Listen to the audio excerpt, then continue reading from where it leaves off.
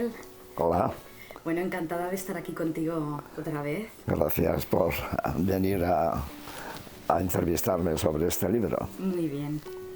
Bueno, para el que no conozca a Manel, Manuel Villegas, psicólogo de psicólogos, 40 años de experiencia como psicoterapeuta y otros tantos como docente universitario y fuera de la universidad, porque tus alumnos no te dejamos jubilarte, no hay manera. Bueno, poco a poco. Y además es creador de la teoría del desarrollo moral, que es una herramienta, es una forma de concebir el sufrimiento humano y es una forma de hacer terapia, herramienta de tantos de nosotros, ¿no? Es una herramienta diaria para nosotros. Bueno, Manel, tú no dejas de sorprendernos con tus publicaciones, porque siempre te lo tienes calladito, ¿no? El tema de qué va a ir el próximo libro, pero es que esta vez la sorpresa ha sido monumental. O sea, ¿cómo nos íbamos a imaginar, tus alumnos, que estabas dialogando con 18 personajes históricos ya fallecidos, ¿no?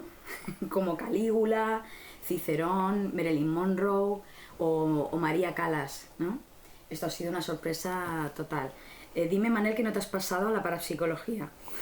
No puede ser. No, he pasado los personajes de Ultratumba, los he pasado al mundo presente para poder dialogar con ellos. Muy bien. ¿Cómo surgió la idea del libro?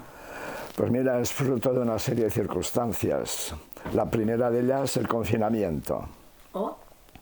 El confinamiento, el hecho de poder continuar dialogando con las personas a través de plataformas virtuales, de alguna manera nos situaba fuera del espacio. No hace falta estar ahí. Claro. Y entonces, como espacio y tiempo van siempre juntos, si estás fuera del espacio, puedes viajar en el tiempo. Y ahí se me vino la idea de que igual que hablaba con personas que en la pantalla parecían como un holograma, personas reales que están viviendo, que conozco, que me parecía que también era posible hacerlo con algunos personajes de la historia, con los cuales, o por la temática concreta que podían aportar, o por la intensidad de sus experiencias existenciales, podían tener algún interés. Muy bien. Antes de entrar en materia con los personajes, te quería hacer una pregunta muy práctica, porque siempre me lo preguntan mis pacientes. Yo siempre estoy recomendando tus libros a mis pacientes y siempre me preguntan, bueno, pero ¿a qué público va dirigido? ¿Es solamente para psicólogos? No, este libro va dirigido a un público general que siempre tenga un interés por la psicología, la psicoterapia, la historia, la humanidad en definitiva. O sea que no está restringido. Aunque pensando los psicólogos, sí que me interesaba utilizar dos aspectos de manera sutil. Uno es la técnica mayéutica, el diálogo mayéutico, y otra es la visión de que los problemas psicológicos son problemas existenciales. Claro, muy bien. Bueno, a mí me parece muy curioso que yo creo que eres de los pocos psicólogos, Manel, que escribes libros para todos los públicos, o sea, tanto para profesionales como para todos los públicos, y que no son de autoayuda. O sea, es verdaderamente conocimiento científico, bueno, a nuestro nivel, que es fenomenológico, ¿no? Son verdades fenomenológicas, es pensamiento filosófico, pero o sea, de primer nivel, pero para todos los públicos, acercado a la gente, ¿no? Pero no tiene nada que ver con la autoayuda. Eso no significa que no puedan ayudar. Claro, eso está claro. Bueno, ya entrando a los personajes, así, echando un vistazo general a los personajes que nos encontramos. Yo he detectado que hay un orden cronológico, o sea, van desde más antiguos a más contemporáneos, ¿no? Y porque el primero es Calígula, que es del 12 al 41 después de Cristo, y termina con Simone de Beauvoir y Víctor Frankl, Ajá. que además son próximos a tu pensamiento. O sea, filosóficamente diríamos que son los más próximos, hasta decir que Víctor Frankl para mí es como un alter ego tuyo. Ya. O sea, yo creo que sería el Manel Villegas vienés. Si acaso sería al revés, porque él es... Al revés. En el tiempo, si volvemos al tiempo, él pertenece a una generación anterior. Pero bueno. Exactamente. Pero bueno, os veo como muy, muy similares, ¿no? ¿Con qué personaje tenías más ganas de hablar? Uy, ahí hay... la respuesta es muy difícil que sea unívoca, porque hay muchos y por muchos aspectos, en definitiva con todos. Pero por ejemplo, con un personaje que no es una persona, que es el armenio, que solamente existe en la fantasía de Platón, en el diálogo de la República, en la cual él aparece como un personaje que viene del otro mundo, precisamente, y que ha podido ver el juicio de las almas.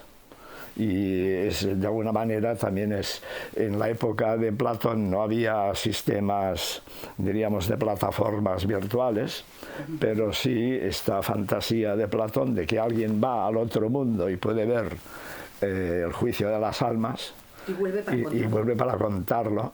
Pues eso, de alguna forma, es la aplicación al siglo XXI con una metodología tecnológica distinta. Claro, porque no es un alma que se reencarna, no, sino que es una resurrección más bien. Ni llega a resurrección. Ni llega. Es un retorno de casi una situación casi de muerto, pero que no llega a morirse, por eso él solamente puede ver lo que pasa, pero no puede participar en el juicio. Me hace mucha gracia porque él habla de 3 tipos de almas. Exacto. Que ve allí, ¿no? Las almas que nunca se han encarnado y que bajan por primera vez del cielo, dice que son ingenuas. Exacto. Y por lo tanto eligen vidas marcadas por el éxito, la belleza o la riqueza, ¿no? Exacto. Luego están las almas que ya se habían encarnado y que eligen todo lo contrario a lo que tenían. Claro, si les fue mal, pues de esta manera vamos a hacer al revés, a ver qué pasa, ¿no? Exacto. Y las almas que han sufrido, pero han aprendido del dolor y por lo tanto eligen de una manera más reflexiva. Claro. Y tú haces una comparación, una analogía con los pacientes. Claro. Sí. Que hay distintos tipos de pacientes, sí, ¿no? Como decías, hay algunos que vienen de forma ingenua, ¿no? Los ingenuos, los resentidos o los reflexivos. Exacto. Los Esto ingenuos, me ha parecido muy curioso. Sí, los ingenuos vienen buscando la felicidad. Los resentidos vienen en posición victimal. Claro. O victimista, y los reflexivos vienen dispuestos a aprender de su propia experiencia sin necesidad de tener que morir y reencarnarse, sino que la psicoterapia es una ocasión para reencarnarse, diríamos, en una reestructuración del proyecto existencial. A colación del mito de Er, haces una definición de la terapia que yo creo que es muy útil. Al menos la terapia como la entendemos los terapeutas del desarrollo moral, ¿no? Dices que la terapia es la oportunidad para pasar por el juicio de las almas sin necesidad de morir. Exactamente. Ni reencarnarse, ¿no?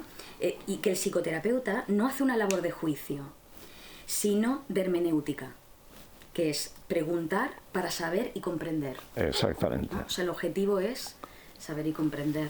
Exactamente, y además ese es un objetivo muy marcado en el libro, porque precisamente al escoger personajes que ya están muertos, exacto, no pueden cambiar, claro, pero sí pueden reconstruir el significado de su existencia.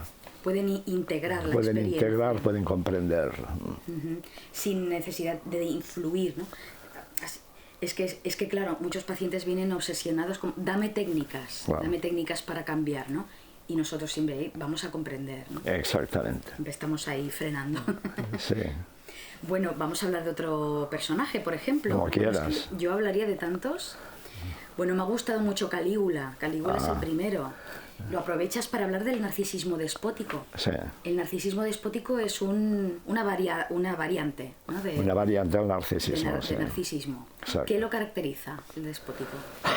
Pues bueno, el narcisista despótico es aquel que se cree en una posición superior y exclusiva respecto a los demás, pero que ni se cierra en la Torre de Marfil, porque estaría allí y no se enteraría de lo que pasa en el mundo, ni es un seductor que intenta complacer, atraer a la gente, sino que por la vía directa oprime, somete y exige a los demás pues que le reconozcan, ¿no?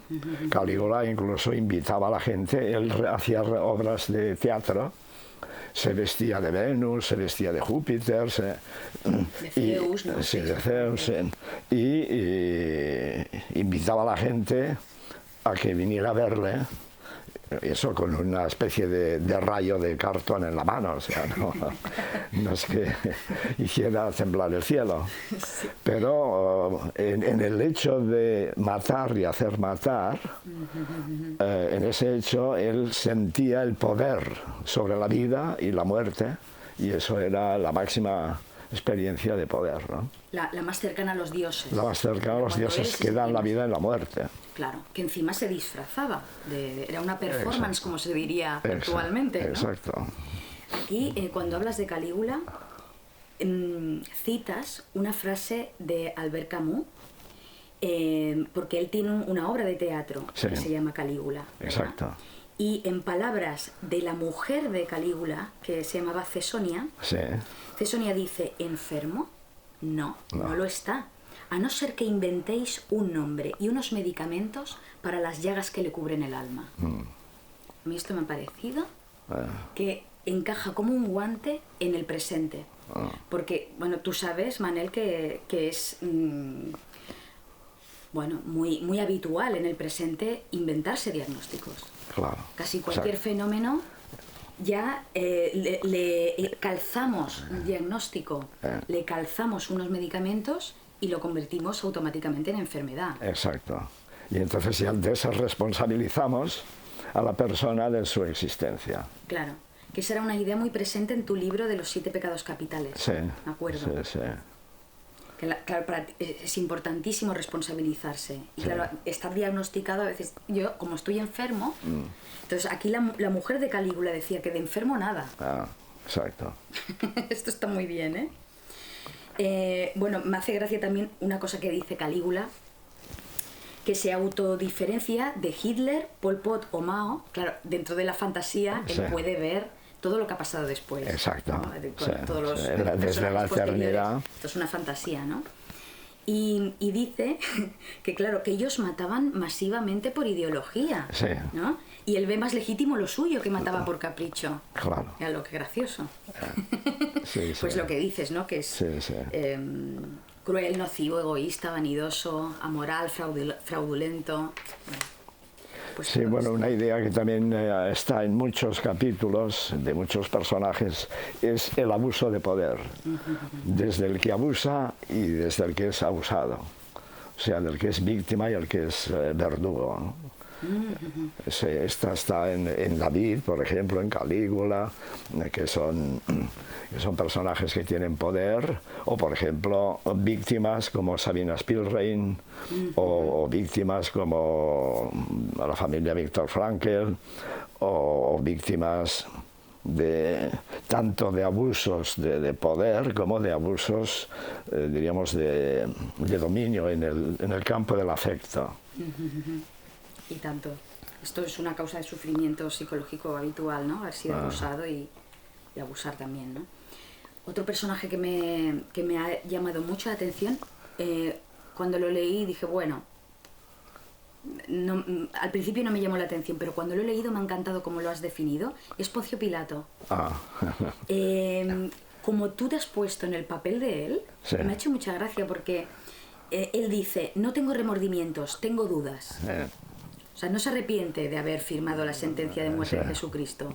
Él lo que tiene es dudas de si ha hecho bien, porque lo que le da, al final tú en el diálogo le sacas que lo que tiene es rabia. Lo que tiene es rabia de haberse dejado influenciar por la turba, la ¿no? turba, sí. Por el Sanedrín. Por el Sanedrín, por los judíos del Sanedrín, ¿no? Que le presionaban. Presiones por aquí, presiones por allá. La mujer también. Sí. La mujer le decía como, oye, posiciónate. Sí. ¿No? Y él tiene esa postura cínica. ¿No? O sea, es una maldad distinta, que no es intencionada. No sabría cómo decirlo, ¿no? Es diríamos, la maldad fruto de la falta de compromiso ético, diríamos, con la verdad, con la justicia, sé que lo deja pasar, que ve desde fuera como observador, tiene que tomar decisiones, pero no son suyas, son influenciadas por los demás, por las masas. Pues dices que Poncio Pilatos es filosóficamente próximo al escepticismo. Y exacto. Claro, esto dice que es un problema, ¿no? Porque, claro, no puedo hacer valer mis convicciones, que esto es lo que haría una persona asertiva, porque no tengo. No tengo, claro. Claro, no me posiciono porque mi pensamiento descansa en el relativismo, ¿no? Todas las posiciones son igual de válidas, y esto también es muy presente en el pensamiento postmoderno. Sí, exactamente. Que yo digo que es antifilosófico, porque sí. Claro, no se puede nunca ganar en una discusión, nadie tiene razón. Nada. ¿No? Sí, Nos limitamos cada uno a berrear lo nuestro, nuestras opiniones, pero no hay posibilidad de generar un pensamiento nuevo, una síntesis, ¿no?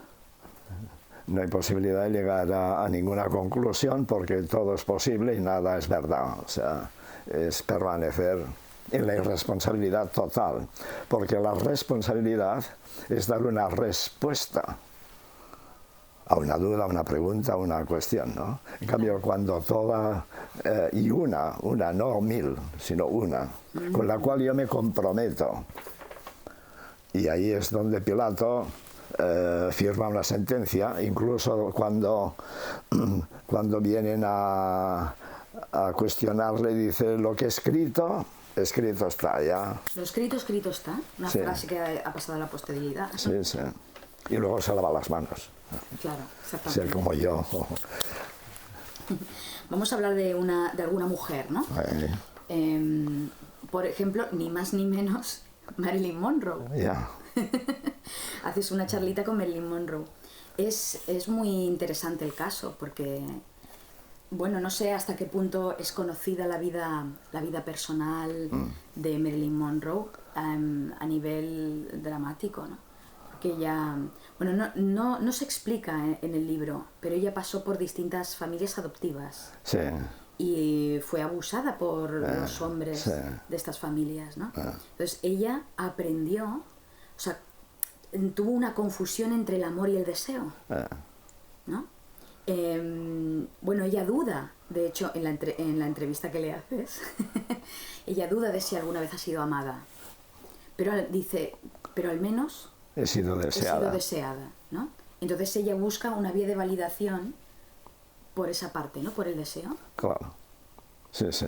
Y cuando estuvo en Vietnam, delante de las tropas de miles de soldados, que todos estaban allí embelesados, pues dice, bueno, al menos sé que puedo ser deseada, ¿no? Pero ¿a quién le ha amado? Nadie. Claro. Es muy interesante para reflexionar sobre cómo la imagen que los demás tienen sobre uno condiciona la forma de estar en el mundo. Exacto. ¿No? Distorsiona la identidad. Bueno, ha estado muy bonito. Que lo lea la gente, claro. No desvelamos nada más. Me gusta mucho también María Callas. María Callas es un caso muy interesante. Aquí también hay en términos del desarrollo moral, yo diría que también hay una falta de validación ontológica. Evidente. En esto habría una conexión con Marilyn Monroe, ¿no? Una persona que no fue validada fue abandonada por su padre, y su madre solo la amaba condicionalmente, en tanto que tenía una buena voz. Exacto. ¿No? Pues mira, al menos tiene una buena voz y nos va a servir de algo, quizá podamos obtener algún beneficio de ello. Claro. ¿No? Entonces ella se desarrolló una autoestima meritocrática. Una meritocracia tremenda, llegó a ser la diva de la ópera de su época, no tenía rival. Exacto. Incluso cuando llegó a Milán desplazó a la Tebaldi, que en aquel momento era la soprano más famosa del mundo, y ella llegó a desplazarla. Pero para que veamos cómo las personas no somos monolitos, sino que podemos cambiar nuestras estructuras de validación y nuestras formas de ser, cambió la validación meritocrática por la plutocrática, cuando se casó con Aristóteles Onassis. Exacto. Y se llamaba Aristóteles Sócrates Onassis. O sea que encima era un ignorante total, pero llevaba el nombre de los grandes filósofos de su país. Pura apariencia. Y ahí abandonó todo lo que había construido, llevaba toda la vida construyéndose como mujer, como artista, y lo abandonó para ser una mera cáscara, ¿no? El llavero de Aristóteles Onassis. Y cuando a Aristóteles le dejó de interesar, pues la cambió por otra, simplemente como se cambia un objeto. Sí, y nada menos que la cambió por la Jacqueline Kennedy. O sea, la mujer del presidente asesinado de los Estados Unidos, John Kennedy. No iba a ser menos. Es un cambio ilustre, pero es un cambio... Es un cambio objetual, ¿no? Un cambio que la dejó ya ella definitivamente, diríamos, apartada del mundo de la ópera, porque ya no pudo retomar. Los intentos que hizo fueron un fracaso y se retiró y se quedó allí. ¿Cómo se puede malgastar una vida? Qué pena. Detrás de una fantasía. Bueno, muchas mujeres hacen esto, ¿eh? Se sienten seducidas por ser deseadas. He sido elegida. He sido elegida por el varón, ¿no? Valgo. Este es el gran problema, ¿sí? Claro. Y cuando ya dejas de ser elegida, cuando eres abandonada, entonces ya no valgo. Claro. Tu autoestima, tu valor personal depende del que te escoge, del comprador. Sí, es diríamos la subasta en la escala de valores, claro, en la bolsa. Por eso yo siempre digo que el feminismo de las divas del pop, tipo Beyoncé, Lady Gaga, todas estas, es de postín, porque ¿qué feminismo hay ahí en sexualizarse una misma, ¿no? En convertirse en un objeto. Claro. O sea, precisamente. Bueno. Me gustaría hablar un poquito de Mercè Rodoreda. Muy bien. Mercè Rodoreda dice sobre los vínculos rotos. Ella nació en 1908 y murió en el 83. Yo tenía un año. Ya. Pues aquí, bueno, es bonita lo que haces porque yo creo que de todos los diálogos, donde menos intervienes. Ya. Sino que, o sea, tu presencia es para ayudarla a construir la historia de su vida, que ella ya lo hace muy bien. Claro. Es una escritora y te sabes poner aquí te has puesto muy literario. Haces unas descripciones muy bonitas de su infancia, etcétera, ¿no? Bueno, yo aquí me llama la atención, podríamos decir que Mercè Rodoreda es como una especie de Madame Bovary machadiana, o un Machado bovarizado, porque hay aquí como la psicología del exiliado, sumado a la mujer mal casada, que es el clásico tema del siglo XIX. Sí, ¿no? sí. Está lleno de mujeres. Sí, la regenta, la Madame Bovary, la Ana Karenina. Está lleno de mujeres mal casadas, ¿no? Y la psicología del exiliado, que yo diría como hay una idealización de la infancia perdida. Esto es lo que yo observo, ya, Sí. Congelada en los 14, o sea, bueno, claro, porque pasó de la infancia a la adultez, pero por convención social, no como resultado de una maduración verdadera, ¿no? Se casó con el tío, Con el tío muy joven, que ella. lo tenía idealizado también, Sí. y al final acabó siendo un desastre este matrimonio, ¿no? Sí, tuvo un hijo con él, pero como vino la guerra y toda la historia, se exilió, luego no se sabía cómo iba a evolucionar la guerra, una guerra duró 5 años, ya no pudo volver, en fin, y además incluso las amistades con las que habían huido a Francia, la mayoría se trasladaron a México. Y ella se quedó y le tocó aquí vivir otra guerra, o sea, aquí en Francia, la Segunda Guerra Mundial. Y siempre mantuvo esa culpabilidad de haber dejado al hijo, ¿no? Que esto también es común a muchos exiliados. Sí, sí, sí. Haber abandonado al hijo, ¿no? O sea, y tenía una fantasía de rebelión, es gracioso. Volveré y me vengaré. Sí, pero era en el ámbito literario. Sí, porque no le publicaba las cosas y, o sea, presentaba los concursos, presentaba algunas obras que luego han salido publicadas y siempre quedaba pues la segunda, la tercera, pero nunca... Y entonces ella quería vindicarse, pero como escritora. Claro. Muy interesante. Simone de Beauvoir. Bueno, a Simone de Beauvoir la conoces muy bien, porque la teoría del desarrollo moral tiene una base existencialista muy potente. Aquí, con Simone de Beauvoir, no hablas de su marido, hablas de la muerte. Ni de su marido, ni del feminismo. Ni de feminismo. Ni del segundo sexo. Hablo del tema que tiene que ver con su madre, la muerte de su madre. Y eso sirve justamente para plantear un tema ético, que es el tema de la eutanasia, el tema del suicidio, el tema de la muerte voluntaria. Claro, porque Simone de Beauvoir se opone a Heidegger, en cuanto que Heidegger habla del ser para la muerte. O sea, como si el objetivo de todo ser humano al final es acabar muriendo, ¿no? Y Simone de Beauvoir dice que en absoluto. O sea, la muerte, eso es lo que considera el existencialismo, al fin y al cabo, que la muerte es el fin de todos los proyectos, pero no es el fin de la vida humana. No es la finalidad. No es la finalidad. Hay una confusión entre fin y finalidad. Exactamente. Es como el tope, ¿no? Pero el ser es para la vida. Y aquí explicas distintos tipos de eutanasia.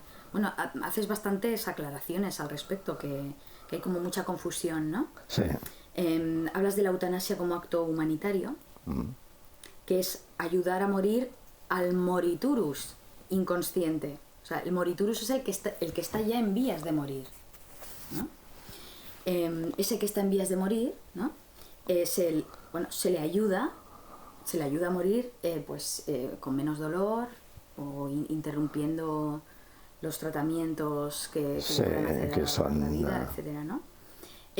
Luego está la eutanasia consciente, que la decisión la toma el paciente, pero el paciente también está moriturus.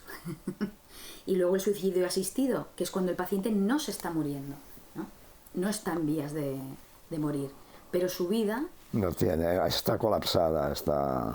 Claro, no tiene proyección. Esta es la está muerto en vida. Y aquí distingues, que es muy, muy bonito, entre existencia ambigua y existencia absurda. No es lo mismo que la existencia sea ambigua, o sea, que no se sepa, que no esté definido el sentido de hacia dónde va, y otra cosa es que sea absurda, es decir, que no pueda haber un sentido, no poder construir un sentido en torno a esto. Bueno, muy, muy, muy interesante, ¿no? El diálogo. Eso espero. Y bueno, ¿qué me dices de Viktor Frankl, Manel? Claro, Viktor Frankl era un psicoterapeuta. Ahí está. Entonces un psicoterapeuta que va a psicoterapia, entre nosotros sabemos que eso es frecuente, pero para la gente del público general es como, no se piensa que el médico va nunca al médico, ¿no? Claro. Sí. Y entonces, pero hay un tema que realmente es un dilema ético, moral, que tuvo Viktor Frankl en el momento en que empezó la invasión, bueno, la anexión, primero fue una anexión de Austria por Alemania, y como ellos eran judíos, pues todavía no se sabía muy bien qué pasaría, pero la cosa pintaba mal. Entonces él obtuvo un visado para ir a Estados Unidos, pero al final, después de elaborar todo ese dilema, decidió quedarse en Austria para no abandonar a sus padres, a su mujer y a su familia. Y al final acabaron todos en el campo de concentración. Pero lo único que no se murió fue él. Y entonces ahí aparece la culpa del superviviente, que es un tema también muy interesante y muchas veces se pasa por alto, pero es un tema que justamente es el que trabaja. Y hay un poema de Viktor Frankl que escribió al poco de salir del campo de concentración, donde intenta hacer un diálogo precisamente con los muertos, con los muertos que murieron a su lado, y él se ha quedado aquí y dice como que se ha quedado como testimonio, se ha quedado como alguien que sirva todavía de conexión entre el pasado y el futuro, o sea, le da una dimensión histórica, y por eso entra también él en esa aula virtual de la psicoterapia de ultratumba. Claro. El hombre en busca de sentido es él. Exacto. Y todos nosotros también, por supuesto. Es curiosa la forma en que toma la decisión sí. de quedarse con su familia, porque es una decisión mágica. Sí, sí. Él encuentra el fragmento de una sinagoga. Sí, de un capitel de una sinagoga. De un capitel. En casa de su padre. De los cristales rotos. Rotos, Entonces encuentra ese fragmento y en él está inscrito el mandamiento: honrarás a tu padre y a tu madre. El cuarto mandamiento, sí. Y eso él lo toma como una señal de que se tiene que quedar con sus padres. Interesante.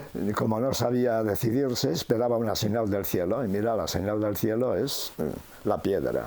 Claro. Dices que hay 5 maneras de enfrentar el destino. Ajá. La rebelión, la resiliencia, el desafío, la aceptación y la cooperación. La rebelión aumenta el sufrimiento, la resiliencia se refuerza la voluntad, el desafío se puede cambiar el destino, la aceptación, la libertad se adapta al destino, y con la cooperación aumenta la libertad.